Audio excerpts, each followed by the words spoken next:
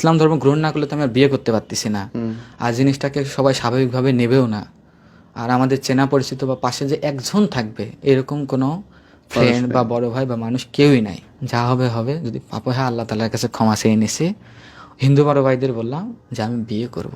অন্তত এতটুকু মাথায় রাখছি যে আমাদের ধর্মে যদি শাখার সিঁদুর থাকে তাহলে রাস্তার মানুষ বা কেউ ওইভাবে দেখবে না, প্রমাণও খুঁজতে যাবে না। এটা একটা সেফটি।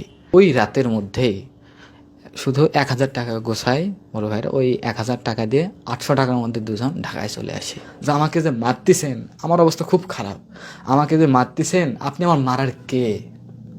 অনেক সিনক্রেট হয়।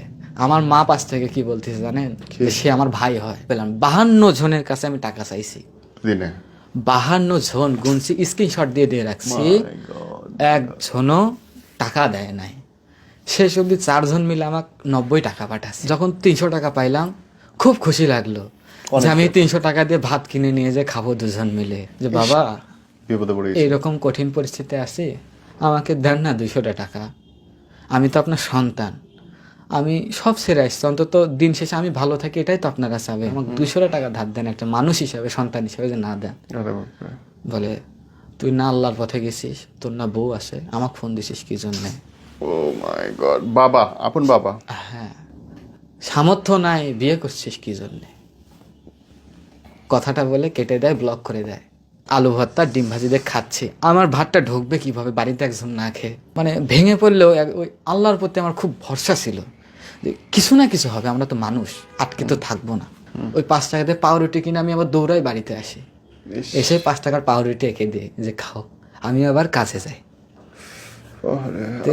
ফ্যামিলিতে ফোন দিছে, আমার বাবা মা বলতেছে আপনার ছেলেকে এখান থেকে নিয়ে যান, তাছাড়া কিন্তু মেরে ফেলবো। এইভাবেই আমার বাবা মা বলতেছে ওকে দেন। আমি বললাম মা এখানে অবস্থা খুব খারাপ, আমার সামনে লাউড দিছে, আমি তার খোলামেলা কিছু বলতে পারতেছি না যে মা এখানে আমার অবস্থা খুব খারাপ, আমাকে এখান থেকে একটু নিয়ে যাও। তারা আমাকে বলতেছে তুই মুসলিম হয়েছিস কালেমা পড়ে, তুই তো আমাদের সন্তান না, তোর পেছনে আমি টাকা খরচ করবো কি জন্যে? ওরা আমাকে জিজ্ঞেস করতো আচ্ছা তুই হিন্দু হয়ে একজন মুসলিম নবী এদের কেন গল্প বলিস আমাদের সামনে, বা এর কেন ভক্ত? আমি ভেবে বললাম যে আমি ওনার খুব বড় ভক্ত। তে ওরা বলতো যে হিন্দু হয়ে কেন ওটা ভক্ত, এটা তো পাপ। তাই আমি বললাম যে তুই এই ইউসুফ আলাইসাল্লামের যদি কোনো ভুল ধরতে পারিস বা তার জীবন কাহিনী একটা ভুল যদি আমাকে এনে দিতে পারে, তাহলে আমি তার বিতর্কিত দেবো। হ্যাঁ কিছু নেই, রাইট? এরকম সে আমাকে মানে একদিন আমি তাকে নিয়ে বসছি, বললাম এই মানুষটার মধ্যে কোনো রকম ভুল আছে বা তার জীবন চলার পথে, বলে না, তাহলে আমি কেন তাকে ভালোবাসবো না বা আদর্শ হিসাবে মেনে নেব না? একদম বাস্তব কথা বলতেছেন। সে কোনোই ধরতে পারে না, অনেক ঘাটছে। তো এরকম বলতাম আর কথাবার্তা হতো। বিশেষ করে আমি একটু যখন প্রবলেমে ছিলাম একে একটু বেশি জিজ্ঞাসাবাদ করতাম, আর ভালো একটু মিল ছিল এখান থেকে, মানে ইসলামিক বিষয়ে আমি কোশ্চেন করতাম বা সম্পর্কে জানতাম। এভাবে আমার জীবনে একটা বলি যে আমার খুব ইচ্ছা আছে যে কখনো যদি সুযোগ পাই এই ধর্মে আসবো এরকম। আর কথাবার্তার বিষয়টা হচ্ছে আমার ফ্রেন্ডরাও জানতো, দু একজন যারা খুব কাছের বন্ধু। তো আমি জান্নাতের খুব কাছে আছি, স্বর্গের খুব কাছে। তো জানতো, এখান থেকে একটা প্রবলেমে শুরু হয়ে যায় এই জানাটাতেই। কিরকম? যেমন হচ্ছে আমি মানে একটু শুরু থেকে বলি, আমি একজন মানে ডান্স করি এবং গানও গাই, গিটার বাজাতে পারি। সব মিলিয়ে একটা পেজ খুলছিলাম যেখানে 50,000 ফলোয়ার মোটামুটি আসে। এখান থেকে এইভাবে এবং ফ্রিল্যান্সিংয়েরও কাজ করতাম। সব মিলে আমার লাইফটা ছিল একটু আনন্দময়। সবসময় ফ্রেন্ড মানে নিজের যাই করতাম না কেন, দু একজন সঙ্গী ছিল, তাদেরকে সবসময় সাথে নিতাম, দরকার হয় আমার লাইফে। এমন চলতে চলতে নিজের ভেতরের কথাগুলো তাদের সাথে শেয়ার করতাম, এভাবে এর সাথে পরিচয় হয়ে যায় কোনোভাবে। হওয়ার পরে মানে এইভাবে সামনে আগাতে আগাতে দুজনের মধ্যে একটা ভালোবাসা তৈরি হয়ে যায়। তো আমাদের জীবনের সমস্যা শুরু হয় কোথা থেকে? হঠাৎ করে আমি আমার ওয়াইফের বিষয়ে মানে বাড়ির বিষয়ে একটু পার্সোনাল রাখবো, হাইড রাখবো, ওখানকার কোনো বিষয় সেভাবে বলবো না আমি। তো ওখানে কোনো একটা মানে বিশেষ একটা প্রবলেমের কারণে তাকে বাড়ি ছেড়ে চলে আসতে হয়। আমি ঠিক জানতাম না, হঠাৎ করে সে ফোন দেয় আমার নাম্বারে, দিয়ে জানায় যে এরকম সমস্যায় পড়ছি, কোনো উপায় নেই, আমি আসছি। ততদিনে কি আপনাদের প্রেম প্রেম হয়েছে? হ্যাঁ, এর মধ্যে রিলেশন হয়ে গেছে, হুম। যে কারণে সে দেখা আমাকে, হয়েছে না দেখা হয়নি তার আগে? হ্যাঁ এর আগে দেখা করছি ওকে একবার। তো আমি যাই, যে রিসিভ করি, আস্তে আস্তে সব ঘটনাই শুনলাম, দিয়ে বললাম ভাবলাম যে অনেক বড় সিচুয়েশন, এখন কি করি। আসলে এরকম সন্ধ্যাও লেগে গেছে, আমি এখন কোথায় রাখবো একটা মেয়েকে, সে আবার মুসলিম, আমি হিন্দু, আর একটা ফ্রেন্ডকেও যদি হঠাৎ করে বলি যে একটা মেয়েকে রাখো বা মেসে রাখো, এই সিচুয়েশনটা আমার ছিল না। আর আমি ওইভাবে বাইরে কারোর সাথে ওইভাবে মিশতামও না। পেজ ছিল জন্য সবাই ভালোবাসতো, কিন্তু এই বিষয়টাকে অনেক সিরিয়াস ভাবে দেখতাম যে একটা মেয়েকে রাখবো, অবশ্যই অনেক রকম নানা রকম Responsibility কথা ব্যাপার বলবেই, এই ক্ষেত্রে কোথাও মানে সহযোগিতা পাই না। শেষে সিদ্ধান্ত নিলাম, রাত হয়ে গেছে, কোথায় রাখবো, শেষে কি করলাম, বুদ্ধি করে আমার বাড়িতে নিয়ে এসেছি। এনে আমার মাকে বললাম যে মা, আমার বান্ধবী হয়, পরীক্ষা দিতে আসছে, একটু সমস্যা হচ্ছে, আমার এখানে 2টা দিন থাকবে, তারপর চলে যাবে। তারপরে ও রাজি হয় নাই, অনেক রকম বুঝাইলাম, মনের মধ্যে একটা বোঝাই যাচ্ছে ফেস এক্সপ্রেশন দেখে। তারপরে বাড়িতে রাখলাম 2টা দিন। রাখার পরে যখন সিচুয়েশন হচ্ছে না, পরে ভাবলাম যে 2টা দিন রাখছে, আর তো রাখা আমার পক্ষে সম্ভব না। আমি এই 2 দিন অনেক খোঁজ খবর নিছি। এই 2 দিনের মধ্যে রংপুরে, আসলে আমার বাসা হচ্ছে রংপুর পীরগঞ্জ, রংপুরে আমার এক মামি থাকেন, পড়াশোনা করতেছেন, বিয়ে হয় নাই, মানে রেস্টই করছেন এরকম। তো ওনার কাছে হচ্ছে আমি কথাবার্তা বলে রেখে দিই যে একটু যদি রাখতেন, আর ফ্রেন্ডলির মতো, তাই আমার বিষয়টা জেনে শুনে রাখছেন সব মিলে, যে ঠিক আছে রাখো। তো রেখে আমি বাসায় আসি, মানে তাকে রাখছি, রেখে বাসায় আসছি। এসে আবার পরের দিন ওখানে গেছি। যাওয়ার পরে এর বাড়িতে কোনোভাবে মানে আমাকে একটু সন্দেহ করে, ওইভাবে জানা যায় না, মানে মেয়ে কোথায় গেল এরকম একটা বিষয় আসে না। তো তখন থেকে খোঁজ খবর কোনো একটা ক্লু পেয়ে মানে আমার কাছে আসছে, বাড়িতে আসছে পুরোপুরি বীরগঞ্জে পুলিশ নিয়ে। তো এইদিকে অবশ্যই বাড়িতে মেয়ে রাখছিলাম 2টা দিন, পুলিশ আসছে, ফ্যামিলির অবশ্যই একটা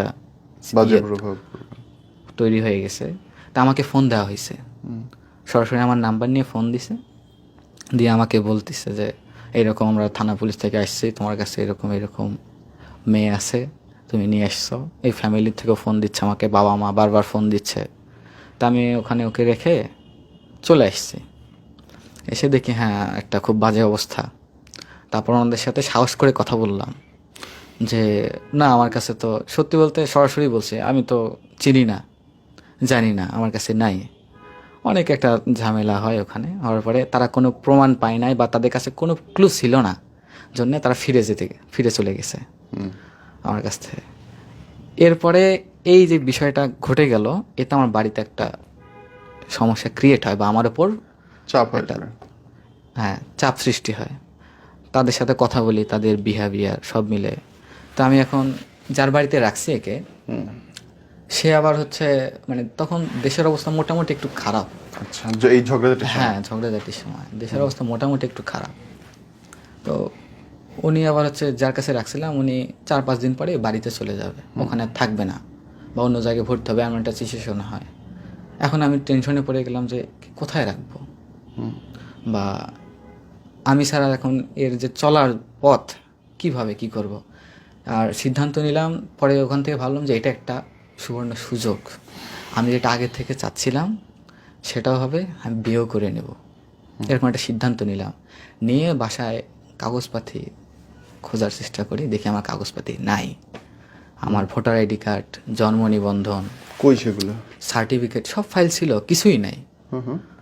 আচ্ছা কিছুই না, আমি আবার হচ্ছে বাড়িতে একটু জিজ্ঞাসা করলাম যে কাগজপাতিগুলো, বলে কি করবি এমন। তাদের কোশ্চেন শুনে বললাম যে কাজের দরকার আছে, কলেজের দরকার বললাম, কিন্তু তারা বের করে দিলেন না। বরঞ্চ পরবর্তীতে জানতে পারি যে হচ্ছে আমার ফ্রেন্ড যারা ছিল, ওই পুলিশের ঝামেলা হওয়ার পরে আমার বাবা মা, ওই কাছের একজন বেস্ট ফ্রেন্ড থাকে, সব সময় সাথে ছিল, আর জীবনে যা কিছু আছে তার সাথে সব শেয়ার করতাম। তো ওকে জিজ্ঞাসাবাদ করছে যে মেয়েটাকে এইরকম এইরকম আসছে, এরকম, তা সে আবার সব বলে দিছে যে এরকম ইসলামিক। আসলে তার আমার ফ্রেন্ড, নাম হচ্ছে অনন্ত। না, ওরা চলে গেছে, পুলিশটা চলে গেছে পরবর্তীতে 2-1 দিন পর। যখন আমি বাসায় এসে কাগজপাতি পাই না, তখন আমি জানতে পারি বিষয়টা। তো সে বলে দিছে সব কিছু, যে এরও ইচ্ছা আছে ইসলাম ধর্ম গ্রহণ করার, বিশেষ আগের থেকে এরকম করে বলতো। আর তারপরে এরকম একটা মেয়ের সাথে রিলেশন করে, সেটাই হচ্ছে এই মেয়ে। ও মাই গড, ওকে। এতে তো ফ্যামিলির মেন্টালিটি অনেক ঘুরে গেছে, আমার উপর আর কোনোভাবে বিশ্বাস আস্থা রাখার মতো পরিস্থিতি নাই। তারা সর্বোচ্চ পরিমাণ এখন আমাকে আটকানোর চেষ্টা করবে। হ্যাঁ, এখন আমি সিচুয়েশন বুঝে, কাগজপাতি ছাড়াই, অবস্থা খারাপ বুঝে বাসার থেকে বের হয়ে যাই একদম, যে রংপুরে আসি, এসে এর সাথে দেখা করি।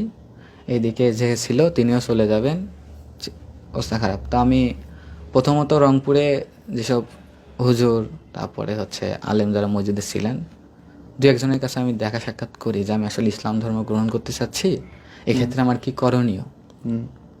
তারা অনেক রকম জিজ্ঞাসাবাদ করলেন, আর দেশের অবস্থাও খারাপ। তো তারা সর্বোচ্চ পরিমাণ প্রথমে একটা কথা বলেন যে কাগজপাতি দরকার তোমার, জি, কাগজপাতি ছাড়া এটা সম্ভব না। তো এ আমাকে আবার বলতো যে আগে তুমি ইসলাম ধর্ম গ্রহণ না করলে তো আমি আর বিয়ে করতে পারতেছি না, আর জিনিসটাকে সবাই স্বাভাবিকভাবে নেবেও না। আর আমাদের চেনা পরিচিত বা পাশে যে একজন থাকবে এরকম কোনো ফ্রেন্ড বা বড় ভাই বা মানুষ কেউই নাই, নিজেই। তো এরকম করে অনেক জায়গায় ঘুরলাম, কিন্তু ব্যর্থ হলাম কাগজপাতির জন্য। এখন আমি কি করব? একটা মেয়ে, আমি রাস্তায় বসে আছি, সে চলে গেছে। এখন এমনও চাইলাম যে মেসে কিভাবে রাখবো না কি করব, বা তাকে রাখতে গেলে তো আমাকে কিছু খাওয়াতে হবে। এখন আমি যে বাড়িতেও ফিরে যাই, আমি যে বাসা থেকে বের হতে পারবো, বাড়িতে কোনো স্টেপ নেবে না এর কোনো গ্যারান্টি নাই। সব মিলে সিদ্ধান্ত নিলাম যে না, এখন আমার কিছু করতেই হবে। পুরো নিরুপায়। বেশি খারাপ লাগতেছে, একটা মেয়ে আমার সাথে, আমার চেনা জানা নাই, টাকা পয়সা নাই, আমি কি করব? তখন কি চাকরি করেন না? আমি ওখানে আসলে চাকরি করতাম, পরে এই বিষয়গুলো ঝামেলা হওয়ার পরে ছেড়ে দিতে উনিও ছেড়ে দিছে, বলতে ওনার ওখান থেকেও সমস্যা আসছিল। সব মিলে যে তুমি এরকম একটা ভুল কাজ করছো, উনি তো পুলিশ আসার পরে উনি অবশ্যই আমাকে আর এগ্রি করবেন না, রাখবেন না। আর যার কাছে কাজ করতাম তিনি আবার আমার মামা, যিনি আমার নিজের মামার বস, খুব আন্তরিক, মানে ফ্যামিলির সাথে খুব ঘনিষ্ঠ বন্ধু, পারিবারিক বন্ধু। হ্যাঁ, ওটা একদম বাদি, অফিসের কথা একদম বাদি দিলাম। তো ওখানে 3 বছরের আর কি কন্ট্রাক্ট করা হয়, সাইন করে নেয় আমার সাথে। আমি হচ্ছে 6 মাস কাজ করব, বেতন পাবো না, তারপরে এরকম একটা এগ্রিমেন্ট করে নেয়। সেই হিসেবে আমি একজন শুধু কাজই করতাম, টাকা পয়সা আর্নিং হয়ে করতাম না। আচ্ছা। এই সিচুয়েশনে একটা মেয়ে, আমি বেকার একজন ছেলে, আমি কি করব, কোথায় যাব? এখন ভাবলাম জি পরিস্থিতি সিচুয়েশন নাই, আমি কি করব তাকে। আমি এখন মানে আমার ইচ্ছা যে এটা একটা সুযোগ, বাসায় জানাজানি হয়েছে, একজন মুসলিম মেয়ে, আমি ইসলাম ধর্মগ্রহণ জেনেও ফেলছি, আমি বাসায় ফিরবো না, আমার লক্ষ্যে আমি দৌড়াবো। কিন্তু কোনো পথ পাইলাম না, কাগজপাতি নাই, কিছু নাই। শেষ অবধি জানি বিষয়টা অনেক খারাপ, যেটা বলবো অনেকে খারাপ চোখে দেখবে, কিন্তু সত্যি বলতে আসলে আমার কাছে কোনো পথ ছিল না। মনকে আগে জিজ্ঞেস করছে এটা কি সঠিক, শুধু একটা কথাই মনে বলছে যে সামনে এগিয়ে যেতে হবে, হার মানা যাবে না। তো আমি আমার মেসে ছিলাম, ইন্টারমিডিয়েট যখন পড়ছি মেসে ছিলাম 1 বছর। সেখানে হিন্দু বড় ভাই যারা ছিল, প্রথমে আমি আলাপ আলোচনা করলাম নিজেদের মধ্যে, দেখো আসলে কাগজপাতি নাই, আমি চেষ্টা করলাম ইসলাম ধর্ম গ্রহণ করার, আবার তোমাকে নিয়ে যে আমি রংপুরে থাকবো এটা সমস্যা, আমরা ঢাকায় যাব, কিছু করতে হলে আমাকে বাইরে যেতেই হবে, বাইরে যাব, কিন্তু কাগজপাতি নাই, আবার তোমাকে নিয়ে ঘুরবো, একটা মেয়ে, কোনো ঝামেলা হলে আমি বিয়ের কি কাগজ প্রমাণ দেখাবো, আমার ভোটার আইডি কার্ড নাই, আমি কি দেখাবো যে আমি একজনকে, বা আমি কাজ নেব কিভাবে বাহিরে। সব কাজের কথা বাদ দিলাম, আমার কথা বাদ দিলাম, কিন্তু তোমাকে আমি সেফটি রাখবো কিভাবে? সঠিক। এভাবে রাস্তাঘাটে ঘোরাফেরা, বর্তমান সময় সিচুয়েশন অনেক খারাপ দেশের। পরে সিদ্ধান্ত নিলাম যা হবে হবে, যদি পাপ হয় আল্লাহ তাআলার কাছে ক্ষমা চেয়ে নিছি। হিন্দু বড় ভাইদের বললাম যে আমি বিয়ে করব। অন্তত এতটুকু মাথায় রাখছি যে আমাদের ধর্মে যদি শাখার সিঁদুর থাকে তাহলে রাস্তার মানুষ বা কেউ ওইভাবে দেখবে না, প্রমাণও খুঁজতে যাবে না, এটা একটা সেফটি। বাহ্যিক সাজগোজের দিক দিয়ে এটা একটা সেফটি আমাদের ধর্মের, ওই ধর্মের ছিল। শাখা সিঁদুর থাকলে বুঝতেছে এটা ওয়াইফ বা বিবাহিত। আর বাসা ভাড়া নিতে গেলেও কাগজপাতির দরকার হয়, নানান সমস্যা হয়। এক্ষেত্রে এই সিদ্ধান্তটা নিয়ে ফেললাম, বড় ভাইদেরকে বললাম বিয়ে করব। তারা, আমাদের কাছে কোনো কাগজপাতি নাই, এই সময় বিয়েটা কীভাবে হয়? পরে মন্দিরে যে কোনোভাবে, মানে শুধু শাখা সিঁদুর পরে কোনোভাবে শুধু বিয়েটা সম্পন্ন করছি, মানে সাজগোজের মাধ্যমে। ও মানে তখন আপনাকে শাখা সিঁদুর পড়তে হয়েছে? জি, আচ্ছা, পরিস্থিতির কারণে। পরিস্থিতির কারণে। কারণ আমাদের বড় ভাইদের বলছি যে কোথাও রাখে, তারাও সহযোগিতা করেন না, এইভাবে সহযোগিতা করবেন না। স্বাভাবিক। আর মেসেজ ছিলাম, আমার ফ্যামিলির সাথেও যোগাযোগ ছিল, যদি খবর যায় কখনো তাহলে আমাকে এখানে এসে আবার ধরে নিয়ে যাবে, যেহেতু পুলিশও আসছিল। তো ওখানে বিয়ে সম্পন্ন করে ওই রাতের মধ্যেই শুধু 1,000 টাকা গোছাই বড় ভাইরা, ওই 1,000 টাকা দিয়ে 800 টাকার মধ্যে দুজন ঢাকায় চলে আসি। 1,000 টাকা দিয়ে দুজন ঢাকায় চলে আসি। আসার পরে ভোর 4টা, মানে 4টা সময় পৌঁছাই আপনার হচ্ছে পেয়ারা বাগান, গাজীপুর পেয়ারা বাগান। নামার পরে বাস চলে গেল, একটা মেয়ে, আমি, হাতে ব্যাগ, জামা কাপড় কিছুই নাই। এখন আমরা যাব কোথায়? এবং কোনো ফিউচার প্ল্যান নেই? কোনো ফিউচার প্ল্যান নাই আমাদের। আল্লাহ, এ তো সিনেমা। তো ওখানে আসার পর একটা ফ্রেন্ডকে পাই, আমি নাম উল্লেখ করবো না কারোই। ওকে। তো সে সিচুয়েশন বুঝে ঠিক আছে আমি আসতেছি, ওই সময় আসে। এসে যখন আমাকে দেখলো, আমি প্রথমে ডাকলাম যে আয় আগে আমার সাথে দেখা কর, কারণ মেয়ে আছে এই সময় এসে দেখা না করতে। আর রাস্তায় আছি, ঢাকা শহর আমার লাইফে প্রথম জার্নি ঢাকাতে, আরে বাপরে। একদম প্রথম। হ্যাঁ। আমি বাইরে কোথাও ঘোরাফেরাও করি নাই, আমি এমনও মানুষ আছে, আমি খুব নর্মাল একজন। তো সে আসে, এসে যখন দেখে একজন মেয়ে, সব কিছু বললাম। এখন বলতেছে কই যাবি তাহলে তোরা? আমি বললাম আসলে আমার থাকার জায়গা নাই, আমি কি করব, কোথায় কাজ করবো, কি করবো কিছুই জানি না, আমাকে একটু হেল্প কর। তো তার মনের মধ্যে, মুখের ভাবের মধ্যে ওইরকম একটা রুচিবোধ নাই, কিন্তু আবার বিপদে ফেলেও যে যাবে এমনটা পারতেছে না। তো সে বলল আচ্ছা বাড়িতে আমি দেখতেছি। তার বাসায় যেয়ে দেখলাম ছোট্ট একটা রুম, খুব খারাপ অবস্থা। সে রুমে তার বোন, মা, সে খুব কষ্ট করে থাকে। সেখানে আমরা দুইজন গেছি।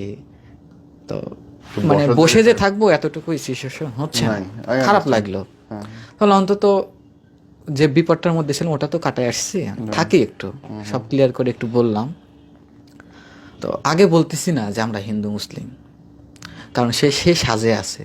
আমি তাকে বলছি যে সে হচ্ছে বিয়ে করছি, বাসার থেকে মেনে নেয় তাই আসছি। কারণ ওই সিচুয়েশনটা ওখান থেকে যদি আমাদেরকে বের করে দেয়, আমার তো চেনা জানে না, আমি যাবো কোথায়? মনের মধ্যে ভয়, টেনশন, অনেক কিছু সব মিলে ওখানে থাকলাম। দেখি সে সকাল 8টায় কাজে যায় গার্মেন্টসে, আসে রাত 9টায়। এক্ষেত্রে মা যায়, ও চলে যায়, শুধু বাসায় থাকে ছোট্ট একটা বোন। তাহলে আমাদেরকে বাসা খুঁজে দেবে কে, বা আমি কাজ খুঁজবো কোথায়? আমার তো নতুন জায়গা, আমাকে তো একটু সময় দিতে হবে, বা 2 দিন যে থাকবো এতটুকু তো আর্থিক সহায়তা বা পকেটে আমার কিছু নেই, মাত্র 200 টাকা। কি করি? শেষ অবধি সে তো কাজে চলে গেল, বসে আছে, একটু ভাত রান্না করে গেছিলো, খাইলাম, একটু বিশ্রাম নিলাম, নিয়ে ও তো ক্লান্ত ঘুমায় গেছে। এদিকে আমি চেষ্টা করতেছি যে এখানে থাকা সম্ভব নয়। সকাল থেকে সন্ধ্যা অবধি থাকলাম, রাতে ঘুমানোর মতো জায়গা নেই। পরে আমি ফেসবুক আবার স্ক্রল করতেছি, করতে করতে 4-5 জন এরকম কয়েকজনকে বলার পরে একজন বলল, আসলে থাকে কিছু মানুষ থাকে যারা সর্বোচ্চ পরিমাণে সহযোগিতা করে। আবার এই লাইফে অনেক মানুষ আছে যারা সর্বোচ্চ পরিমাণে, কাছের মানুষ সবচেয়ে বেশি বেঈমান হয়। একদম একদম। তো ও বললো কি বলিস, এরকম সিচুয়েশন আমাকে আগে বলবি না? আচ্ছা ঠিক আছে। তখন গাজীপুর বলল মোহাম্মদপুর হাজারিবাগ, ওখানে হচ্ছে একটা বড় ভাই আছে, ওনাদেরকে আমি বলতেছি ওখানে কাজ সহ বা থাকার ব্যবস্থা করে দিবে আপাতত। আমি বলছি অন্তত নিজেকে সেফটি রাখ। আমি বললাম, খোলামেলায় বললাম যে বন্ধু আমার কাছে কোনো টাকা পয়সা কিছু নাই। তো বললো আচ্ছা চিন্তা করিস না, তোকে আমি 1,000 টাকা পাঠিয়ে দিচ্ছি। সে আবার 1,000 টাকা পাঠিয়ে দিল। তো আমি আবার বিকাল হয়ে গেছে, বিকালেই রওনা দিছি। আগে বের হয়েছি, তারপর যে বন্ধুর বাড়িতে ছিলাম তাকে ফোন দিয়ে বললাম আমাদের থাকার জায়গা সব হয়ে গেছে। টেনশন দিলাম না, কারণ বললাম যে হয়ে গেছে, আমি এখন যাচ্ছি, চিন্তা করিস না। তো বললো যে এইভাবে যাচ্ছিস, সব কিছু চেনা জানা কি আছে যেখানে যাচ্ছিস? তাই বললাম হ্যাঁ চেনা জানা, সমস্যা নেই, সমস্যা হলে আমি তোমাকে জানাবো বা তোকে জানাবো। ঠিক আছে সাবধানে যা। চলে গেলাম, যাচ্ছি, এক অচেনা জায়গা, চিনি না। তারপরে যাদের কাছে যাচ্ছি তারাও যে আসলে ভালো হবে কিনা, ঢাকা শহর কোনো গ্যারান্টি নাই। তবুও যাচ্ছি যে সামনে এই পথ ছাড়ার কোনো পথ খোলা নেই, আগাতে হবে, ভয় পেলে চলবে না, সাহস নিয়ে যাচ্ছি। তবে আমি যতবার এই জীবনে আটকে গেছি ততবারই আমাকে মানসিক সাপোর্ট দিছে, অনেকভাবে সাহস দিছে একজন মেয়ে হয়ে, সবসময় বলছে। তো ওখানে গেলাম, যাইতে রাত 9টা বাজছে, যে পরিচয় হলাম ভাইদের সাথে। তো বসে আছি। এখন উদ্দেশ্যহীন, তারা বলল থাকার জায়গা আছে, সব কিছু কাজের ব্যবস্থা আছে, যে দেখি কিছুই নাই। তারা আমাদেরকে নিয়ে খুঁজতেছে বাসা। হ্যাঁ হ্যাঁ, ফ্ল্যাটে যায়, কাগজ আছে, অ্যাডভান্স দেওয়া লাগবে, আমাদেরকে বলে তোমাদের কাছে টাকা পয়সা আছে, অ্যাডভান্স আছে? না। মাথা নিচু করে লজ্জায় বোধে বলতে হয়, না ভাই আমাদের কাছে কিছুই নাই। তো ওরা বলে তাহলে খুঁজতে হবে। এভাবে খুঁজতে খুঁজতে রাত 11টা বেজে যায়। মা। ওই যে দুপুরে খাইছিলাম আর কোনো খাওয়া নেই, তাদেরকে বলতে পারছি না যে আমরা না খেয়ে আছি। আর আমার সবচেয়ে, আমি যখন আমার নিজের কষ্ট হয় তখন আমি এর দিকে তাকিয়ে ভাবি যে তো একটা মেয়ে, এ কেমন করে সহ্য করতেছে, একটা চা হোস্টেলে চা খাচ্ছে আর বসে আছে চায়ের দোকানে। তারা সর্বোচ্চ চেষ্টা করতেছে কিন্তু ব্যর্থ, বাসার হলো না। এখন রাতে থাকবো কোথায়? তারা বলতো যে ভাই অনেক খুঁজলাম, বাসা পেলাম না। পরে চা খেতে খেতে চালা মানে একটা ভরসা বিশ্বাস ছিল, কখনো মানে ভেঙে পড়লেও ওই আল্লাহর প্রতি আমার খুব ভরসা ছিল যে কিছু না কিছু হবে, আমরা তো মানুষ, আটকে তো থাকবো না। ওখানে মানে বুক ফেটে যাচ্ছে যে আমি একটা মেঘ এখন কী করবো। আমার লাইফে প্রথমে এরকম করুণ সিচুয়েশন। আল্লাহকে ডাকতেছি, হঠাৎ করে যা চা খাচ্ছে, চালা বললো যে কী সমস্যা, বাসা পাচ্ছি না। আমার চেনা জানা 2জন আছে, দেখি বলে দেখি যদি রুম হয়। তো উনি খোঁজখবর নিতে নিতে যে দোকানে বসে চা খাচ্ছেন সেই চা আলা? সেই চালা। বাপ রে, আল্লাহ কেমন করে হেল্পটা করে। ওই চালা খোঁজখবর নিয়ে বলে হ্যাঁ একটা রুম ফাঁকা আছে। আমি বললাম আলহামদুলিল্লাহ, অনেক খুশি হলাম। দ্রুত ওখানে গেলাম, যে ওনারাও অ্যাডভান্স চাইলো, বাসা ভাড়া 3700 টাকা অ্যাডভান্স চাইলো। আমি বললাম আমাদের পরিস্থিতি খুব খারাপ। তো যে ভাই ছিল ওই ভাই শুধু 500 টাকা দিল আমাকে, দিয়ে ওনার আপুর সাথে কথাবার্তা বলে, মানে বাড়িওয়ালা আবার আপু, কথাবার্তা বলে রুমটাতে ঢুকি। রুমটাতে কোনো রকম ওই যে সিরিয়াল বাই যে ভাঙা রুমগুলো থাকে এমন। অন্তত চিন্তা করলাম যে পরিবেশ যেমনই হোক, রাতে তো সেফটিটা পাইছি, একটু তো নিরাপদে থাকতে পারবো। 2জন রুমে ঢুকলাম, লাইট নেই, কিছুই নাই। তো ভাই লাইট দিয়ে গেল, লাইটটা লাগাইল। ওই যে ভাইগুলো ছিল সাথে? হ্যাঁ, ওরা চলে গেল যে কোনো সমস্যা হলে বলিও, এতটুকুই। হ্যাঁ, এটাই আমার কাছে অনেক। চলে গেল। এখন আমাদের রুম ফাঁকা, হাতে ব্যাগ নাই, কিছু নাই, খাট চেয়ার টেবিল, ফ্যান, গরমের সময় ফ্যান, থালা বাসন কিছুই নাই। ওই এমনি মেঝেতেই শুইলাম। আমি শুইছি, মেঝেতে মাথা দিছি, আমার হাতের উপরে মাথা দিয়ে আছে। এটাই আমাদের বালিশ, এটাই আমাদের বেড। রাত পার করলাম। এর মধ্যে অনেকজনকে বললাম যে কিছু টাকা, এই মুহূর্তে টাকার প্রয়োজন খুব হয়। অনেক কাছের মানুষ অনেকজনের থেকে চাইছি, কেউ সহায়তা করে নাই। এমন বলে মানে টাকা যদি বলি যে বন্ধু একটা কথা বলি, কিছু মনে কর, হ্যাঁ বল, আসলে আমার অবস্থাও খুব খারাপ, তো মানে আমি চাই নাই তার থেকে টাকা। তারপরে রাতটা কেটে যায়, সকাল মানে রাতে তো ঘুম আসে না।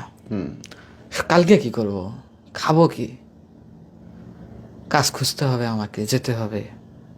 সকালে উঠলাম, উঠে কাজ খুঁজতে যাই, 3টা 4টা, সারাদিন কাজ খুঁজি, না খেয়ে থাকে। সে না খেয়ে থাকতে আমিও না খেয়ে থাকি। পকেটে 50 টাকা 100 টাকা থাকে, রেখে দিই যে শেষ রাতে যে খাবো। ঘুরে ফিরে কাজ পাই না, ব্যর্থ হই। যেখানেই যাই, ভোটার আইডি কার্ড আছে, কাগজপাতি আছে, এটা লেবারি করতে গেলেও কাগজপাতির দরকার হয়। স্বাভাবিক, মানুষ এখন কাগজ ছাড়া বিশ্বাস করে না কারণ। পারি না। হ্যাঁ, আল্লাহর কাছে মানে হেসেই বলি, আল্লাহ কি পরীক্ষা নিচ্ছ? পরীক্ষা নিচ্ছ কি, একটু দেখো, তুমি ছাড়া তো আমার আর কেউ নাই। আবার আসি বাড়িতে, জিজ্ঞাসা করে যখন যে কাজ পেলা, উত্তর দেওয়ার মতো কোনো পরিস্থিতি থাকে না। ও, এর মধ্যে বাড়ি থেকে আর যোগাযোগ হচ্ছে না? কোনো যোগাযোগ নাই, ফোন দিই নাই। হ্যাঁ, ওইদিকে কি হচ্ছে না হচ্ছে কোনো কিছু জানি না। এদিকে আমার সিচুয়েশন অনেক খারাপ, আমি ওইদিকে চিন্তা বাদ দিয়ে আসছি। পরে চাকরি পেলেন কেমনে বলি তো, এইভাবে কয়েকটা দিন যায় না খেয়ে।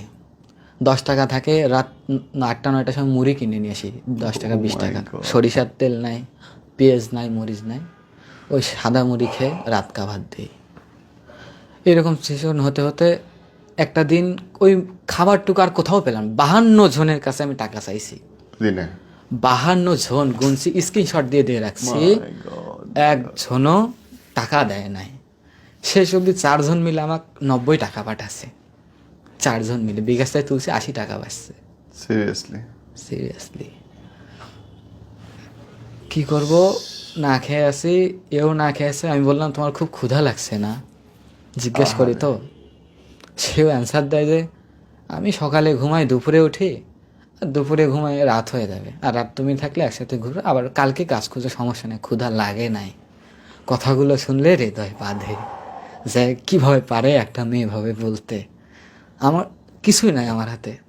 পরের দিন পুরোটা দিন না খেয়ে রাত 10টা বাজে, মন খারাপ করে চোখের পানি সামনে তার কাটতে পারি না, বাইরে দাঁড়ায় আছি। ঠিক ওই যে বড় ভাইগুলো বাসা খুঁজে দিল, বড় ভাইয়ের সাথে দেখা, বললো কি খবর, খাওয়া দাওয়া হয়েছে, ভাবি কেমন আছে।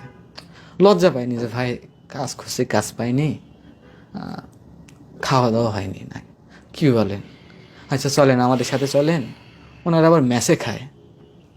মেসে গেলাম, আলু ভর্তা ডিম ভাজি দিয়ে খাচ্ছি। আমার ভাতটা ঢুকবে কীভাবে বাড়িতে একজন না খেয়ে? ওখানে বলতে পারতেছি না যে আমাকে একটু ভাত দেন। খাবার মানে চোখের পানি খাবারের প্লেটে পড়তেছে। তখন যিনি রান্না করেন খালা বলতেছে কি হয়, কান্না করতেছে কেন? তখন পরিচয় দিল যে এরকম এরকম। তো আমি বললাম সব খুলে যে কাজ পাইনি, না খেয়ে আছে। ও যে বউ না খেয়ে আছে? আমি বললাম হ্যাঁ। কি বলো পাগল ছেলে, যাওয়ার সময় এখান থেকে খাবার নিয়ে যায়। উনি এখন ওনার কাছে সবাই খেতে আসে। উনি এখন মানে আল্লাহ পাকের ইচ্ছা ওখানে বলল যে এই ওই জায়গাতে একটু কাজ দে না। অনেক লোক খেতে আসে মেসের মতো। আল্লাহ পাকের ইচ্ছায় পরের দিন ওখানে কাজ হয়ে যায়। দিন 300 টাকা, 12 ঘন্টা কাজ করি। সকাল 8টায় বের হতাম, এভাবে রাত পার করতাম। কোনো বালিশ নাই, হয়তো এর ওন্না ছিল এরকম মোড়ায় মোড়ায় মাথায় দিতাম। এবং গরমের মধ্যে ফ্যানও নাই, কিছুই নাই। পাশে রান্নাঘর, অনেক ঘেমে যায়, গরম লাগে, কিছু করতে পারি না। 8টায় কাজে যেতাম, রাত 9টায় আসতাম। সারাটা দিন না খেয়ে কাজ করতাম, কোমর লেগে যেত, কষ্ট হতো। তো এমন যখন 300 টাকা পাইলাম খুব খুশি লাগলো যে আমি 300 টাকা দিয়ে ভাত কিনে নিয়ে যে খাবো 2জন মিলে। অনেক তৃপ্তি। যখন হাতে টাকা পেলাম খুশি হয়ে প্রথম দৌড়াই যে একে বললাম যে রেডি হও, এর হাতে টাকা দিলাম, 2জন মিলে বের হলাম। হয়তো ভাবছি যে টাকা গোছানোর মতো পরিস্থিতি নয়, ওই 300 টাকা দিয়ে পাঙ্গাস মাছ বা ভর্তা দিয়ে ভাত খাইলাম। ওই রাতটুকুই অত শান্তি। হয়তো পকেটে 5 টাকা বাসে, দুপুরে 1 ঘন্টা নাস্তার টাইম দেয়, ওই 5 টাকা দিয়ে পাউরুটি কিনে আমি আবার দৌড়াই বাড়িতে আসি। এসে 5 টাকার পাউরুটি এঁকে দিয়ে যে খাও, আমি আবার কাছে যাই। তে যিনি কন্ট্রাক্টর ছিলেন তাকে তিনি সব কথাই বললাম কাজ করতে করতে। তো এরকম কয়েকদিন যাওয়ার পর, কিছুদিন যাওয়ার পর তিনি বললেন যে তোর তো অনেক সমস্যা বুঝতে পারতেছি। উনি কী করলেন যে আমরা 6-7 জন কাজ করতাম একটা ফ্যাক্টরিতে, প্যান্ট ভাঁজ করতাম বা সুতা দিকগুলো দিতাম, এইভাবে সারাটা দিন। ওনাকে যখন বললাম উনি কী করলেন, 6-7 জনের থেকে 100 করে টাকা নিলেন। যখন আমি আসবো কাছে দিয়ে 500 টাকা হাতে দিয়ে বললেন যে আমার 300 আর ওদের 500, 800 টাকা। এভাবে হোটেলে খেলে টাকা পয়সার দরকার হয়, তুই যে পাতিল কেন, তারপর বাজার করিস, খেতে পারবি। এভাবে যাই। 2-1 দিন কাজ করার পর তিনি আবার বলেন যে আচ্ছা তোর বাড়িটা আমি একটু দেখব। আমি ভাবলাম যে হ্যাঁ, কন্ট্রাক্টর মানুষ, সাহায্য করতেছে। এখন অনেকে আছে এইভাবে টাকা পয়সা নেয়, অথচ পরিস্থিতি ওই রকম নয়। তো আমি বললাম ঠিক আছে যাইন। হয়তো আমি ভাবছি যে গেলে হয়তো আমার পরিস্থিতি দেখলে তিনি হয়তো আমাকে আরেকটু ভালো বেতন বা 100 টাকা যদি বাড়ায় দেয় আমার পক্ষে ওটাই অনেক। বাসায় নিয়ে গেছি, বাসা দেখাইছি। তিনি বললেন এই পরিস্থিতিতে থাকিস? বিশ্বাস করবেন না, নিচে নেমে মানে বাসা সাইডে নেমে বলতেছে তোর অবস্থা তো খুব খারাপ, একটা প্রস্তাব দে, ভালো করতে পারবি জীবনে, তোর অভাবটা থাকবে না। আমি বললাম কি? অনেক আশা নিয়ে আসি, অনেক খুশি হয়েছি। বলতেছে কালকে দুপুরে আমি একটা মেয়ে নিয়ে আসবো, আমার বান্ধবী, তুই আর তোর বউ খাইতে যাবি, 1 ঘন্টা রুমটা ছেড়ে দিবি, তোকে 3000 টাকা দেব। আমার শুনে মানে আমি অবাক যে আমি কার সাথে কাজ করছি, কার থেকে কী আশা করছি। আল্লাহ মাফ করুক, ওখানে ওনার সামনে না স্বীকার করি নাই। আমি বলছি ঠিক আছে, আমি বলে দেখি। দেখ ভালো কি ব্যবস্থা হয় বলে জানাস। আমি এখন চলে গেছি, উনি চলে গেছেন, বাসায় এসে আমি এখন কি বলবো একে বলতে। আমি এখন ওনাকে যদি ওটাতে রাজি না হই, কালকে কাজে যাব, কি সিন ক্রিয়েট করতে পারে, বা স্থানীয় লোক হঠাৎ করে এসেই যদি বলে যে হচ্ছে এ আমার থেকে 20,000 টাকা নিচে দেয় না, টাকা পয়সা নিচে, যেটাই হোক, মানুষ তো ওনার কথাই বিশ্বাস করবে। আমি আটকে গেলাম সব দিক দিয়ে ওটাতে। এরকম সত্যি বলতে অসৎ পথে অনেক টাকা উপার্জন করতে পারতাম, অনেক অফার আসছে, কিন্তু কোনোটাতে রাজি হয়। ওনার এই প্রস্তাবে আমার যে কাজ করতাম এই কাজও গেল। বাড়িতে এসে যখন এসে শেয়ার করলাম, এই বললো যে আচ্ছা ওখানে কাজ করার দরকার নেই, কারণ তুমি কালকে কাজে গেলে তোমাকে যদি আটকায় রাখে, আমাকে যদি ডাকে, আল্লাহ মাফ করুক। কি হবে, কি করব?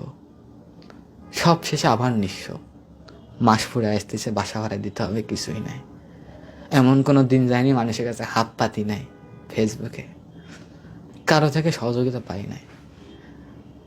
আর এর মধ্যে ঘটনা হচ্ছে আমি কি করব, এ অসুস্থ হয়ে পড়ছে, খারাপ লাগে। তো তাকে নিয়ে সিদ্ধান্ত নিলাম। এদিকে একজন শুধু আমার চাচি আছেন, তিনি আমাকে ডাকতেন যে ওনারা আবার ওইভাবে জানতেন না যে মুসলিম, ওইভাবে দিন বাড়ি দিছে।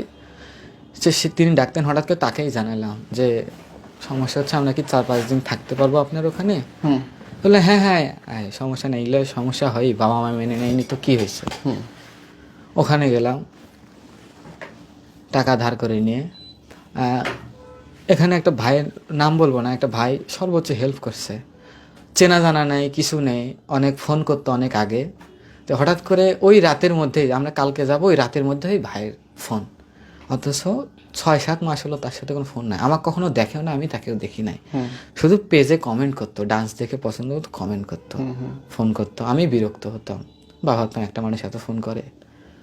সেই মানুষ ফোন দেওয়াতে যখন সব খুলে বললাম, সেই মানুষ মোটামুটি আমাকে আর্থিক সহযোগিতা করে ওই রাতের মধ্যে।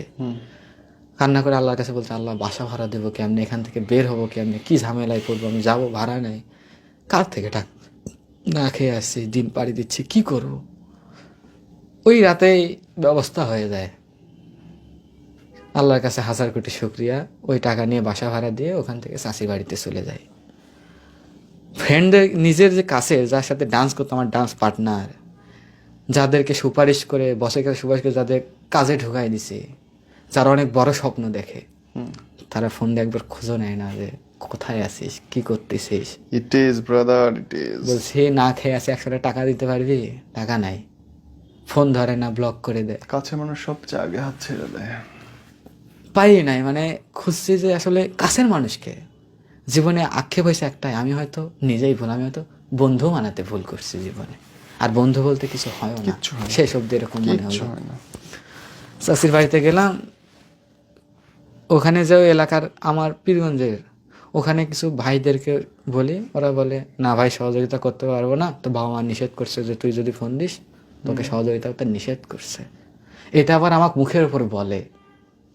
তাহলে আমার বাবা মা ওখানে, আরেকটা কথা, যেখানে কাজ করতাম, ওই যখন না খেয়েছিলাম তখন আমি এতটাই নিরুপায় যে শেষ অবধি আমার বাবাকেই ফোন দিছি আমি নিজে, যে বাবা বিপদে পড়ে গেছি, এইরকম কঠিন পরিস্থিতি আছি, আমাকে দেন না 200 টাকা, আমি তো আপনার সন্তান, আমি সব ছেড়ে আসছি, অন্তত দিন শেষে আমি ভালো থাকি, এটাই তো আপনারা চাবেন। বা আমি যেটাই করি না কেন, আমি দূরে থাক, সম্পর্ক না থাক, বা আপনারা মেনে না নেন, আমি দূরে কোথাও না কোথাও ভালোভাবে থাকি, বেশি এটা আমাকে 200 টাকা ধার দেন, একটা মানুষ হিসাবে, সন্তান হিসাবে, যে না দেন। বলে তুই না আল্লাহর পথে গেছিস, তোর না বউ আছে, আমাকে ফোন দিছিস কি জন্যে? ও মাই গড, বাবা, আপন বাবা। হ্যাঁ, সামর্থ্য নাই, বিয়ে করছিস কি জন্যে? কথাটা বলে কেটে দেয়, ব্লক করে দেয়। এর মধ্যে নাম্বার নিয়ে আমার মা একে বাড়িতে ফোন দিয়ে বলে, আমার ছেলে তোমার কোনোদিন করে খাওয়াতে পারবে না, তুমি ওকে ছেড়ে চলে যাও, ওর দ্বারা কোনো কিছু সম্ভব নয়। তারপর এ নিজে উত্তর দেয় যে কোনো কিছু দরকার নেই, আপনার ছেলে কি করতে পারবে না পারবে সেটা সময় হলে দেখতে পারবেন, আমি তাকে বড় করব। বাসায় আসার পর একে বলে যে তুমি চলে যাও, ওকে না বলে। আমি এসে শুনি, জান্নাত সিরিয়াসলি? পরে আমি বাড়িতে ফোন দিয়ে বলছি, আচ্ছা তোমরা যেভাবে বলো মেয়েটা যদি চলে যেত আমার কি হতো, আমার কথা তো একবারও ভাবলা না, আমি কিভাবে আছি। শ্বশুর শাশুড়ি চায় না তুমি সংসার করো বোন, খাবারের জন্য আমি তোমাদের তো সহযোগিতা দিলা না, এভাবে তো আমাদের সর্বনাশ করতে পারো না। সর্বনাশ করতে পারো না। ভাইয়া এই পরিস্থিতি ভালো হতে শুরু করলো কখন? আচ্ছা, ওখান থেকে চাচার বাড়িতে যাই। চাচার বাড়িতে থেকে কঠিন হচ্ছে। সর্বোচ্চ কঠিন হচ্ছে, ওখানে চাচার বাড়িতে গেলাম। ওখানে চাচার বাড়িতে যে ওখানে অবধি মা ফোন দিয়ে বলে যে হচ্ছে ওদেরকে আশ্রয় দিস না। এইটা আমাদের শেষ আশ্রয়টুকু শেষ। দেখি তারা নানান রকম প্রশ্ন করা শুরু করছে, আমাদের দুজনকে খাবার আলাদা করে দেয়। তখন আমি বুঝলাম এখানে থাকা সম্ভব নয়। ওখান থেকে আবার বের হয়ে যায়। এবার ও সিদ্ধান্ত নেই যে ও আর বাড়িতে যাবে, আমি আমার বাড়িতে যাব। যা হয় দেখা যাবে। যা হয় হয়। আমি এতটুকু প্ল্যান করলাম যে আমি বাড়িতে যাব, কাগজগুলো তো এখানে। কাগজ আছে, যতটা পারি যেভাবে পারি কথাবার্তা বলে বা সব কিছু ঠিকঠাক করে আমি যাব। আমাকে এখন একটা রিস্ক নিতেই হবে লাইফে। তারপর একে বাড়িতে পাঠিয়ে দিলাম, আমি যাচ্ছি। বাসায় যেয়ে পৌঁছালাম সন্ধ্যার দিকে। যাওয়ার পর রুমে ঢুকলাম, সবাই অবাক, এ ফিরে আসছে। আসার পরে রুমে ঢুকলাম, তো তাদের মুভমেন্ট আলাদা। তারা আসার সাথে অনেক রকম প্রশ্ন করা শুরু করছে, কেন আসছিস, তো আমরা তো তোর কেউ নেই, বের হয়ে যা। তো আমি সব মিলে চেষ্টা করলাম, অনেক কথা বললাম, মানে 2টা কথা বলতে আমাকে চর মারছে। শারীরিক আমি আমার নির্যাতন শুরু হয়ে কষ্টের গেল। কথাটাও বলতে পারি না, বা আমি কি জন্য আসছি, কি চাচ্ছি। চর মারছে। তো আমি ঘটনাগুলো বলার পর যখন আমি 2-3টা লাইন কষ্টের কথা বলতে শুরু করছি, তারা বলতেছে তোর কষ্টের গল্প শোনার জন্য আমরা বসে আছি। বলেই আমার মামা ছিলেন একদম মারধর করা শুরু করছে। আমি আর সুযোগই পাইলাম না কিছু বলার। মানে এত মারধর literally মারধর? একদম গলার টিপে ধরছে। আমি বলতেছি, শেষ পর্যন্ত আমি বললাম, এইভাবে বলছি ছলনার জন্য, যে সে তো আমার ধর্ম মতে বিয়ে করছে, তাকে মেনে নাও, না নিলে আমরা আলাদা করে খাই, আমার কাগজপাতিগুলো আমাকে দিয়ে দাও। Okay. তো হচ্ছে এত বড় সাহস কিভাবে হয়, গলা টিপে ধরে ঘুষি মারছে, চর মারতেছে। আমার মামা ধরে আছে, আমার মাকে আমি মামাকে বললাম যে আমাকে যে মারতেছেন, আমার অবস্থা খুব খারাপ, আমাকে যে মারতেছেন আপনি আমার মারার কে। অনেক সিক্রেট হয়। আমার মা পাশ থেকে কি বলতেছে জানেন, যে সে আমার ভাই হয়। আমি বললাম মারার কে, সে বলে যে সে আমার ভাই হয়। শেষে মারধর করে ঘরের দরজা আটকাই দিয়ে পুলিশের কাছে গেছে। তো আমি বুঝে গেলাম আমি তো এখানে আটকে যাব, হবে না। শেষ অবধি এরকমও হয়েছে যে এত পরিস্থিতি খারাপ যে আমি সুইসাইড করব। আল্লাহ মাফ করুক। মানে এরকম তাদেরকে বললাম, শেষে আমি অন্যায় করতেছি। তো এই সিচুয়েশনেও তারা বলতেছে যে গলায় দিয়ে তুই মরে গেলে আমাদের ভালো, তাও ধর্মান্তরিত হওয়ার থেকে, তোর মতো ছেলের দরকার নেই। যে ভিডিও করতেছে আমাকে একটার পরে বলতেছে এসব করিস না, তুই আমাদের সন্তান। পরামর্শ যে করবে এতটুকু সুযোগ আমাকে দেয় নাই। শেষ অবধি মানে ওখান থেকে আমি, যাই হোক, ওই সিচুয়েশনটা পার হয়ে যায়। ওই রাতের মধ্যে আমার দরজা খুলে বাথরুমে যাওয়ার নাম করে বাসা থেকে আবার গেট টপকায় পালাই যায়। কাগজপত্র পাওয়া গেল? কিছু পাই নাই, আমাকে মারধর করছে। আমি ওটা সম্ভবই না। পরে আমি পালাই যাই। ওখানে যে মানে এতটাই মারধর করছে, নাক দিয়ে রক্ত পড়তেছিল। একজন আশ্রয় দেয় বাড়িতে এলাকারই। ও রাতটা পার হওয়ার পরে সব কিছু শুনে একে আমি ফোন দিছি শেষ অবধি যে আমি এখন কি করব। এ বললো যে তুমি বাড়িতে যাও, যে আবার সব কিছু মিটে না, যতক্ষণ না কাগজপাতি না পাই তখন আমরা কিছু তো করতে পারতেছি না। আবার যারা আশ্রয় দিচ্ছেন তারাও বাড়িতে বললেন যে মারধর করিয়েন না, ছেলে মানুষ যদি কিছু করে আপনাদেরই তো ক্ষতি, একটা মিউচুয়াল করে নেন নিজেদের মধ্যে। ওই রাতে বাসায় নিয়ে যায় আবার মারধর করে। মানে বসে আছি, লুঙ্গি আর একটা গেঞ্জি পরে 4-5 জন লোক এসে আমার মাইক্রোতে করে তুলে নিয়ে চলে গেল। আমি আর জানি না কোথায় নিয়ে গেল। নেশা পুনর্বাসন কেন্দ্র, দেখি রিহাব সেন্টার। ওখানে যাই দেখলাম 42 জন পাগল ছাগল সব বসে, যাওয়ার সাথে আমাকে শিকল দিয়ে বেঁধে রাখছে। আর এর মধ্যে আপনার সাথে যোগাযোগ নেই? ওই যে একবার যোগাযোগ করে বাসে ফেললাম, এর মধ্যে আর যোগাযোগ নাই। তারপরে 3 মাস চলে গেল এভাবে। না 3 মাস নয়, এইভাবে যায়। এমন একটা ওখানকার পরিবেশ, মানে খাবার দাবার নাই, মারধর করছে, ভুল ভালো ওষুধ খাওয়াইছে, যে বিছানায় শুতাম সার পোকা কামড়াইছে। এর সাথে আর যোগাযোগ না। আমিও জানতাম না যে এখান থেকে বের হতে পারবো কবে। স্বাভাবিক, অন্তত যে দেয় সে ছাড়া কেউ বের করতে পারে না। কেউ না। এইদিকে তারপরে ম্যানেজার যখন আসতো তখন আমার কাছে 17-18 দিন পার হয়ে যায়। এসে আমাকে জিজ্ঞেস করতো যে কি অবস্থা, তোমার সিদ্ধান্ত কি। তো আমি প্ল্যান করলাম যে আমাকে এখন ছলনা করতে হবে এখান থেকে বের হতে হলে। তো ওখানে বলতাম যে আসলে নিজের ভুল বুঝতে পারছি, বাবা মা ছাড়া কেউ আপন হয় না, আর আমি আর ওই ধর্মে যাব না, সবকিছু বাদ দিয়ে দেবো। তো বলছে ঠিক আছে। এই সুপারিশগুলো আমার ফ্যামিলিকে বলতো। এইদিকে আসলে বের হয়েছি, এইদিকে এর সিচুয়েশন ছিল 1 মাস 7 দিন আমি ওখানে ছিলাম। এর মধ্যে এ তো আমার খোঁজ খবর পাচ্ছে না, এর বাড়িতে ওখানে কিছু জানি না, অনেক খারাপ সিচুয়েশনে এ পুরা গলায় দড়ি দিয়ে দেয় যে আমার স্বামী গেল, একটা দিন কথা বললে মারধর করছে শুনলাম, তারপরে তার খোঁজ খবর না। 1 মাস 7 দিন কি হতে পারে। সব মিলে সে সুসাইড করে। এত বড় মানুষ দড়িতে ঝুলে আছে। সিরিয়াসলি জান্নাত এই ছবিটা কোনোভাবে একটা পিক তুলে ওদের ওখানে বান্ধবী থেকে আমার ফ্যামিলির এইদিকে পার হয়ে আসে ফ্রেন্ডদের। যখন আমার ফ্যামিলি দেখছে মেয়েটাও মারা গেছে, আমি ওইদিকে সুপারিশ করছি, সব মিলে তারা ভাবছে যাক বিপদ কাটছে। ওখান থেকে 1 মাস 7 দিন পর আমাকে বের করে। এদিক আমি জানি না যে এর এই অবস্থা। চিন্তা করেন কেমন মানুষ হলে একটা মেয়ে মারা গেছে, আবার এটা সুযোগ নিয়ে আমাকে বের করতেছে আমার বাবা মা। আরে তারও তো বাবা মা আছে। ওখান থেকে বের করার পর 10-12 দিন আমাকে নিয়ে গেল একদম দেশে বাড়ি, নাটোর সিংহা। ওখানে গেলাম 10-12 দিনের মধ্যে, যে কি পাড়ার লোকজন আমাকে খালি বলে যে মাথার সমস্যা কি ঠিক হয়েছে, মেন্টাল মানসিক রোগী। 10-12 দিন থাকার পর এমন আমি যাই সামনে একজনকে দেখতেছি, মানে চেনা কিন্তু আমি বলতে পারতেছি না, এমন ওষুধপাতি খাওয়াইছে ওখানে অনেক। 10-12 দিন থাকার পর আমার মেন্টালিটি সব ঠিক হয়ে আসে। তো আমি তারপরে 12 দিন পর ওখান থেকে পালাই যাই কাগজপাতি ছাড়াই। তো পালাই যাওয়ার পরে ওখানে যে আমি হুজুরের সাথে দেখা করি, খোঁজ খবর নিয়ে আবার ঢাকায় চলে যাই। ওখানে কাগজপত্র পাওয়া গেছে না, আর আবারও পাই নাই। কিন্তু এক হুজুর যিনি আল্লাহ পাক মিলাই দিছেন, উনি আমাকে কালেমা পড়ে মুসলিম বানাইছেন। তারপরে সব কথাই বলি, তিনি বলে সমস্যা নাই। ওখানে উনি একটা এজিআর যে কুরিয়ার সার্ভিস, ওখানে আমার কাজ দেয়। 70-80 কেজি বস্তা মাথায় নিতে হয়, দিন 500 টাকা করে দিত। এই সিচুয়েশন পার করতে করতে এর সাথে আমার হঠাৎ করে যোগাযোগ হয়। একে আমি আনি, এ বের হয়ে আসে বাসা থেকে, আবার বের হয়ে আসে, আমি তাকে আবার রিসিভ করি। মানুষ বলে যে ভালোবাসার অপেক্ষা কেমন হয়, আমি একে আনতে যেয়ে মানুষ 1-2 ঘন্টা অপেক্ষা করে। সন্ধ্যা 6টায় আসার কথা ছিল, বলছে আমি আসি বা না আসি, ফোন নাই এর কাছে। আমি পুরা রাত, সন্ধ্যা থেকে পুরাটা রাত, মানে পরদিন ভোর 8টা, সকাল 8টা অবধি বাস স্ট্যান্ডে কাটাই দিয়েছি শুধু অপেক্ষায় যে সে আসবে।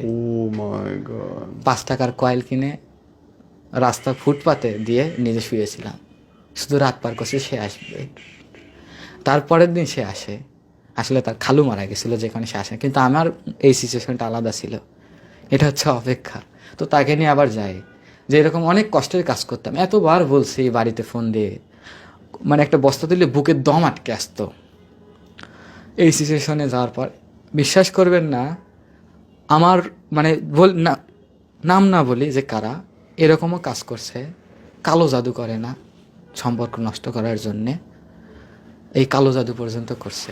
সে রাতে ঘুমাইতে পারে না, উঠে চলে যেতে লাগে। এই জিনিসগুলো আমি একটু বুঝি, আগে থেকে একটু শুনতাম। তো উঠে চলে যেতে লাগে, আমি তাকে আটকাই, সে বাড়িতে যাওয়ার কথা বলে। এই সিচুয়েশনগুলো দেখে আমি অনেক ভয় পেয়ে গেলাম। বুঝতে পারছি। এরপরে আপনার লাইফটা ঘুরলো কেমনে সেটা বলেন। তারপরে একটু বলি, আর 2টা পার্ট আছে। তো 2 দিন পরে আমি খাই, আমার গলা দিয়ে রক্ত বমি পড়ে।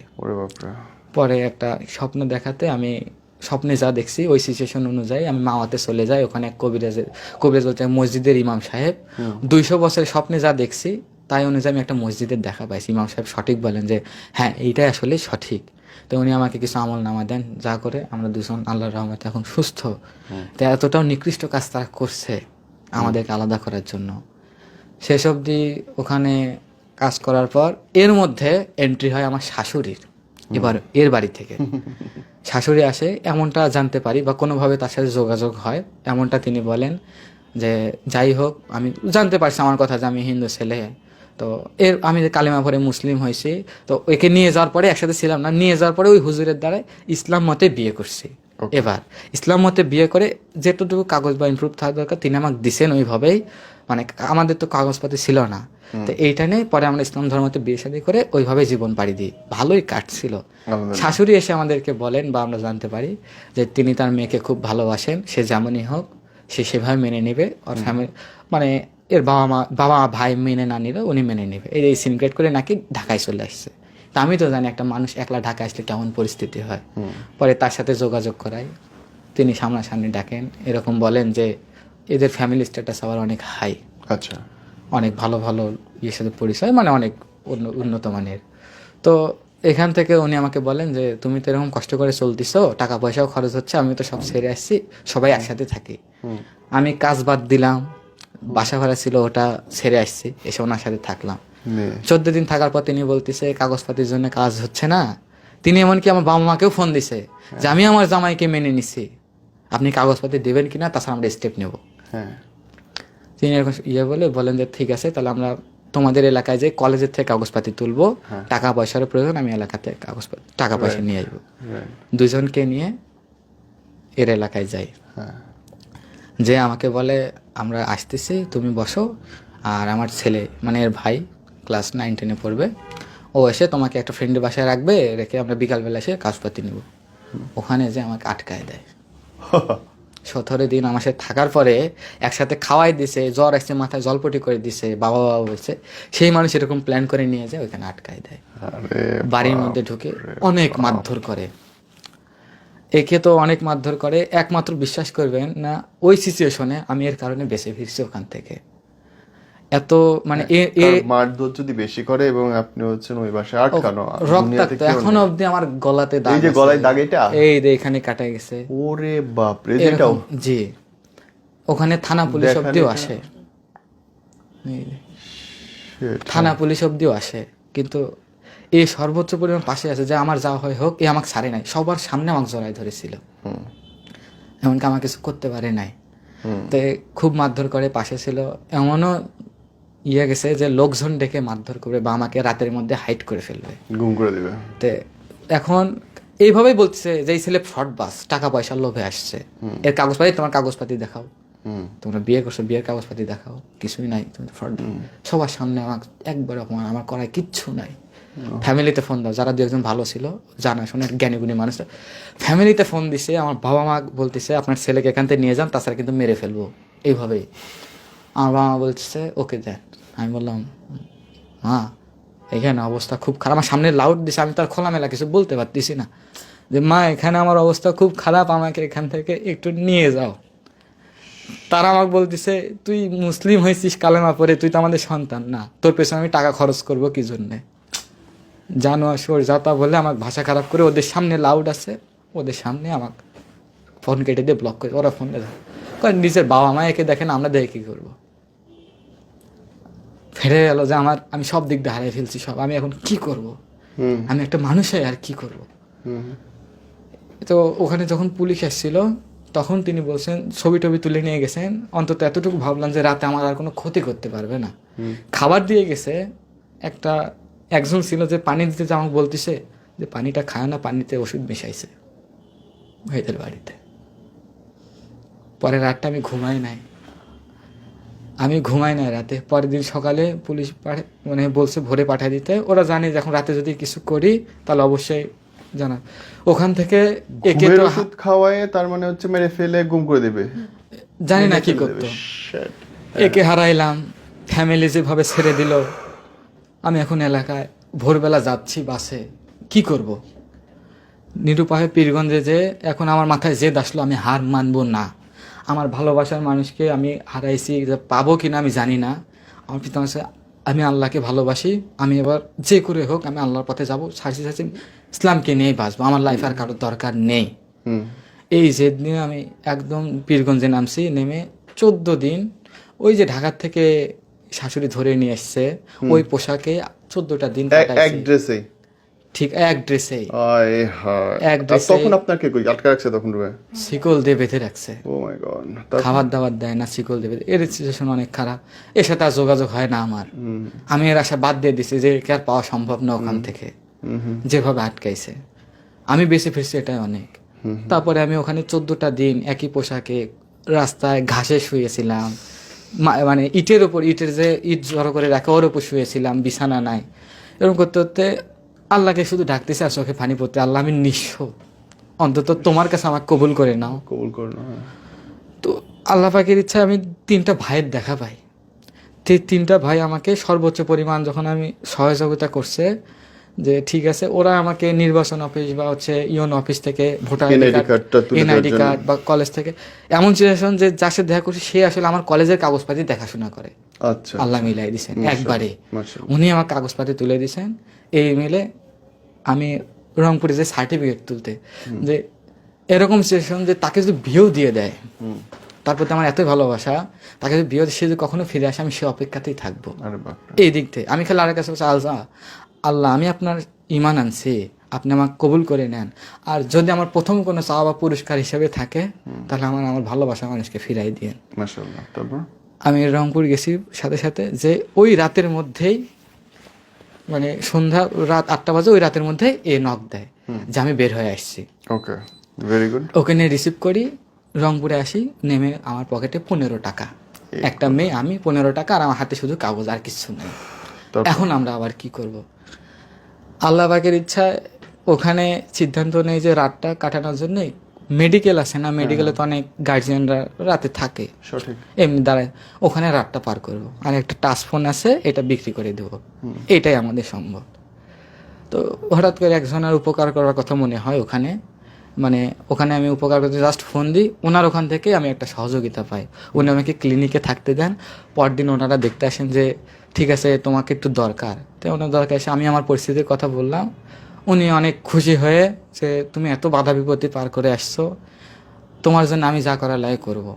উনি ওনার গ্রামে নিয়ে গেলেন, আশ্রয় দিলেন, আমার কোডের এভিডোভিট থেকে শুরু করে বিয়ে শাদী কাজী অফিস থেকে শুরু করে সব কিছু কমপ্লিট করে দেন। আল্লাহর রহমতে সব কিছু পার করি। ওখান থেকে 14-15 দিন পর এখন একজনের বাড়িতে আর কতদিনই থাকবো। আচ্ছা, এর মধ্যে বন্ধু নাই বললেও ভুল হবে, বন্ধু পাইছি যে একজন যারা সর্বোচ্চ পরিমাণে সহযোগিতা করছে। আর যে নিজের বন্ধু, নাম বলবো, নাম হচ্ছে অনন্ত। একটা মানুষ একটু যে খোঁজ নেয় যে বন্ধু কেমন আছিস, আমি পীরগঞ্জে যাবো, তাকে ফোন দিছি যে বন্ধু আমি পীরগঞ্জ আসছি, বলে যে তা আমি কি করব? আরে বাপরে বন্ধু, তো আমি কি করব? তারা বলে কি যে তোর তো পেজ পড়ে আছে, হঠাৎ করে মেসেজ দিয়ে বলতো যে তোর তো পেজ পড়ে আছে, পেজের অ্যাক্সেসটা দিয়ে আমরা চালাই। একবার বলতো না যে খাইছিস কিনা, টাকা পয়সা আছে কিনা। এইরকম হচ্ছে বন্ধু আমার। আর কিছু বন্ধু এখন পাইছি যাদের সহযোগিতায় কিছু টাকা পয়সা নেই, ঢাকাতে আসছে, এসে এক জায়গায় শুধু আশ্রয় পাইছি। জানি না সামনের পথ কি করবো, এখন অব্দি হাতে কিছুই নাই। আপনারা কি চান আপনাদের মোবাইল নম্বর বলতে বা ফেসবুক আইডি বলতে, যাতে যদি কেউ কাজের জন্য নিতে চায় আপনাদের? অনেকটা উপকার হতো। বলেন। আসলে আমাদের ফোন নাম্বার 01770512476। রিপিট। 01770512476। এখন অবধিও। আপনার কি শিক্ষাগত যোগ্যতা কি? আমি অনার্স সেকেন্ড ইয়ারে পড়ি। আপনি? আমি ইন্টার সেকেন্ড ইয়ার। ওকে, ঠিক আছে, আমরা শেষ করছি। যে অদ্ভুত গল্পটা শুনলাম, এটাতে আপনি শিক্ষাটা বলেন আগে দাদা, যারা দেখলো তারা যদি শেখে কি শিখবে? একটা কথাই বলবো যে পরিস্থিতি যত খারাপ হবে, যতটা দেয়ালে পিঠ থেকে যাবে, পায়ের নিচ থেকে মাটি সরে যাবে, ততটা মানে হার না মেনে আল্লাহর প্রতি ভরসা রাখবেন যে স্বয়ং আল্লাহ এবং আপনাকে সহযোগিতা করতে আসতেছে। আর একটা কথাই বলবো যে অনেকে আমাকে বলে যে দেখবে ভালোবাসা কতদিন থাকে, কি পাও ওখান থেকে। আমি একটাই বলবো যে আমি ওখান থেকে কিছু পাই নাই, আমি এই পথে আসার পর থেকে অনেক সহযোগিতা পাইছি।